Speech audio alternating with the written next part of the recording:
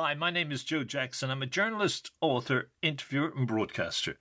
And actually, it all began for me on March the 1st, 1985, when, after a 1 hour chat with Leonard Cohen, I felt so transcendent I decided that I must go out in search of more of my music heroes to talk with. Although I hasten to add that the roughly 1,400 public figures I then went on to interview were not all my music heroes. And in one case, someone whose music I'd loved since I was a child and heard his single Hold Me, PJ Proby, turned out to be perhaps the one hero it might have been best had I never met. We talked for nearly 3 hours one day in 1987, and I have uploaded as podcast fragments of that chat, but much of it is not fit for public consumption.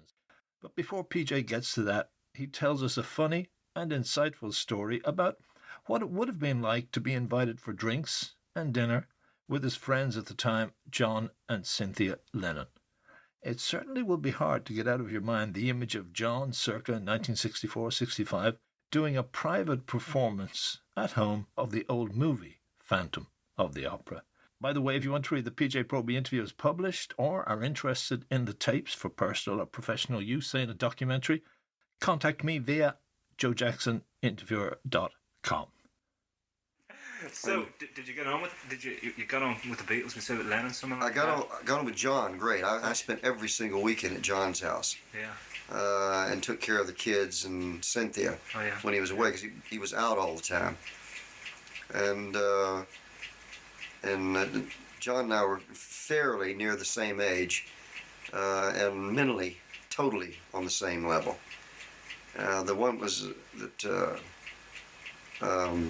The other one I got on with, it was, Ringo. I think Ringo's older than I am. Yeah. I'm 48. I think Ringo's about 50 now. Yeah. Because he was in a jazz group before he was with the Beatles. And Ringo I could talk about anything with, from Louis Bellston, of who John Lennon had never heard of. Yeah. Because John was total rock. Sure. To Lenny Bruce, to all the people that ask any other Beatles about these people, they wouldn't know what is that kin to Gene Vincent or something? No, you're way out of state, baby. Way out of state. Get another syringe. Was this that time? This was more when it was drinking. This was pre-drugs, was it? Well, see, Ringo drank, but not excessively. Lennon drank. Paul didn't drink at all, and George didn't drink at all. And so that ended our relationship real fast. But John and I, he'd send his chauffeur in his Maserati and everything over to pick me up. And I'd always pick up about 5 or 6 fists of whiskey. And we carried on like that for about a year and a half. And then one night, picked me up as usual. And I put the whiskey on the table and said, right. And Cynthia already had the meals made and everything. She cooked like... John liked American food. You know, T-bone steaks and corn on the cob. Yeah. Broccoli with hollandaise sauce and everything. And then after that, we'd go up and he had a thing as big as this room, maybe a little bit bigger. Great big plywood board with racing things and about 50 to 75 little racing cars with these things that you fly an airplane, a model airplane in the sky. And you race these things. You have crashes and everything. Oh, he loved all that. Sophisticated artist. Yeah. And then he had the room, which actually, it was an old mansion. And it was a room where they wrote all their music, was a toilet, a bathroom. And it was, the bathroom alone, it was the size of this living room. Yeah. And in one corner was the giant Elizabethan tubs. And then the toilet. And then a big table for writing, and he collected, what do you call those, gramophones or something? They had the big bell up. Oh yeah, the wind-up gramophones. Yeah. Yeah. He collected those. He had about 12 of those. One was made out of python skin. It was a giant thing. Yeah. And in the bathtub was filled full of dirt and these plants. And they were man-eating. John loved to throw flies at them, and June bugs and things.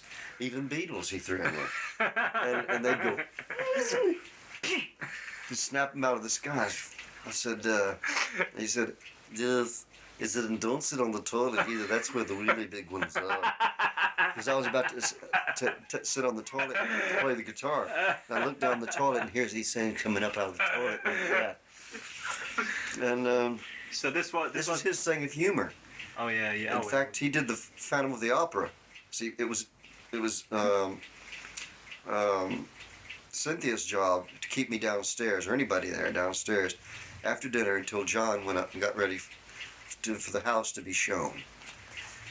And it was beautiful. It wasn't all that much furniture downstairs or anything, but you could see what it could be if he was a money-spending guy. And so she said, would you like to see the other floors? It's a 3-story house. And I said, yeah. So you walk up these stairs, all dark. And at the top of the first stairs, there's a long thing of curtains, kind of indented like that thing over there. And they're all drawn. And then as you get to the top of the stairs, now the bedrooms are over to the curtains come open, and one note is hit on this giant pipe organ, and it fills the whole house, and your ears are ringing, and John turns around with all this black under his eyes, and toothpicks up his nose like that. These rotten teeth he's bought in a goof shop or something, and he's got a cloak on, the Phantom of the Opera. And of course, after that many drinks, you really grab hold of the banister to keep from falling downstairs and breaking your neck. So was this before the drugs culture? Oh yeah. It was drinks culture. And then after that, your heart's going. Then he just laughs and it shows you the rest of the house. And his part of the house was totally matte black. All the walls, the hall, the floor, everything. Like when you go in the spook house at Billy Smart's circus or something. Yeah. All matte black. And that was the floor that Cynthia was not allowed on. That was his floor to do what he wanted to with.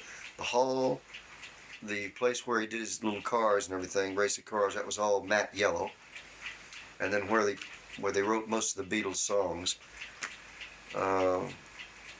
Paul used to write all the music. And he could play every single instrument there was in the world. He played steel guitar. He played lead guitar, like a lot of people don't know. He played every cello, every string instrument there was, every flugelhorn, tuba, trumpet, played them all. And that's him playing them on almost all their records. A lot of people don't know that. Yeah, yeah. So this whole image of swinging, the Beatles and you and swinging and all that stuff, you're just playing games with cars and all that in the background. I mean, was there not? When did things start turning sour and the? When the drugs thing came out, like what we used to do is for fun, we'd go over to Brian Jones' house and break in. He'd be out with his girlfriend or something. We'd break in, and we planned all this. Go to Brian's house, and we planned to wear our stinkiest, worst clothes. You know, we hadn't taken a bath in for ages, and it was just really, yeah. And we'd go over there in those clothes.